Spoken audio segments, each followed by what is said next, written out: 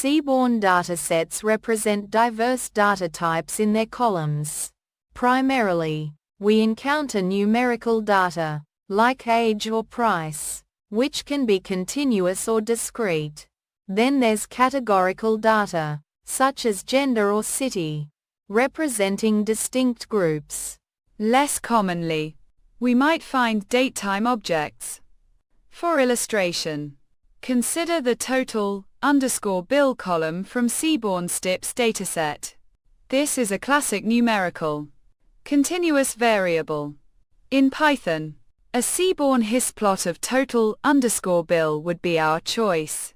We use a histogram because it effectively visualizes the distribution of a single numerical variable.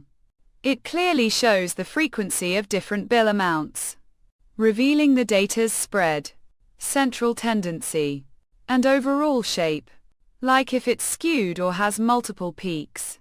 It's the ideal plot for understanding how a continuous variable is distributed. The example uses Seaborns built-in tips dataset to demonstrate different data types. First, it loads the dataset into a pandas data frame. Then, it prints the data types of each column using tips_df, dtypes, which is a common way to inspect the structure of a data frame.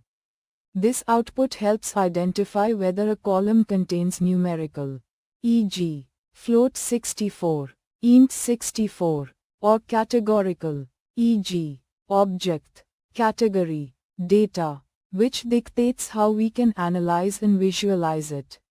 In the tips dataset, we observe various data types. Total_bill and tip are numerical. Float 64, representing continuous quantities. Size is numerical. Int 64, representing discrete counts. Columns like sex, smoker, day, and time are typically represented as object, string, or category in pandas, indicating categorical data with distinct, unordered values. Recognizing these types is crucial because different analytical and visualization techniques apply to each. For illustration, we chose total_bill, which is a continuous numerical data type. A histogram, SNS, histplot, is an excellent choice for visualizing the distribution of a single numerical variable.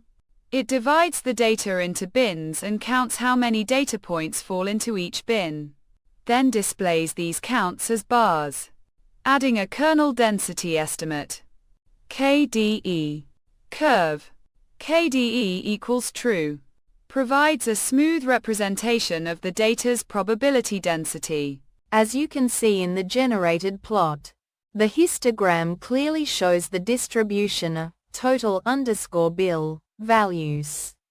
The bars indicate the frequency of different total bill amounts, and the KDE curve overlays a smooth version of this distribution, helping us quickly identify common bill ranges and the overall shape of how total bills are spread across the dataset.